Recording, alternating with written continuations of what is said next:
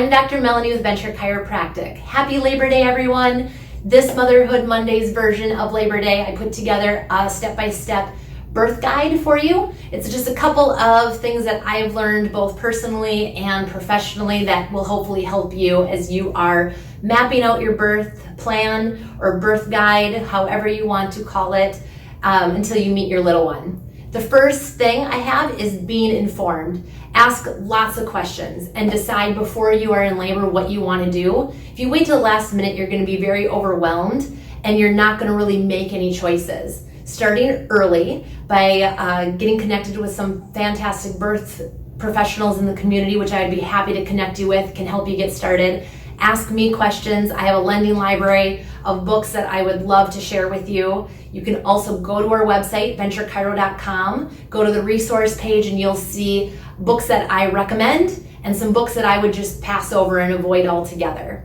Remember, it is your birth journey, and I really want you to feel empowered and educated step by step along the way.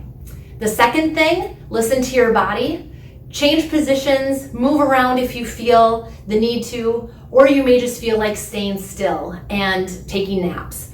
I experienced this with my children. My first, I had a great plan. I was going to do all these yoga positions I was working on. I was going to walk around, move as long as possible until I gave birth, and this did not happen. I ended up laying on my side, sleeping, relaxing, and really movement in general just did not feel good. With my second and my third, laying still drove me crazy. I wanted to move the whole time, and practicing those yoga moves throughout my pregnancy really suited me very well for the time that I was ready for it, because it became more automatic versus trying to think step by step what to do. So listen to your body. You were born to have babies. It's a mental game, and so the more you can prepare for the physical part with yoga, meditation, and being present in that moment and not trying to predict what's going to happen will really be important. A doula can be a great support person for mom and the significant other throughout the process, and they'd be able to provide a lot of information for you as well. The third step that I want to share with you is remember to breathe and do not clench your jaw. One thing, if you noticed or your support team notices that you were breathing way up here and you're getting really tight throughout the neck and straining to take those breaths, have a little nudge or reminder to slow down your breath, nice and controlled, deep, kind of those animal sounds will really serve you well. Relaxing your jaw will essentially relax your pelvic floor, allowing you not to feel those contractions as intensely.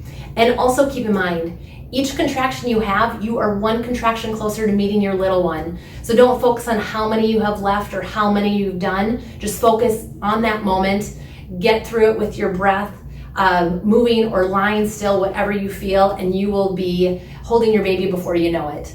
The moment you first hold and look at your little one is undeniably the most exciting experience that you can have in your entire life. You have experienced every human emotion possible leading up to that point, and just know you worked very hard. It was a labor of love that you and your baby did together.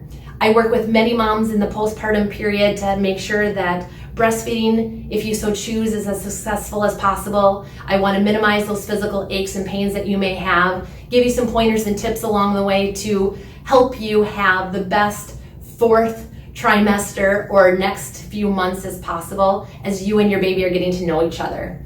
I am always here at Venture to help you move better, feel better, and be a better you. Everybody's moving, everybody's moving, everybody's moving, moving.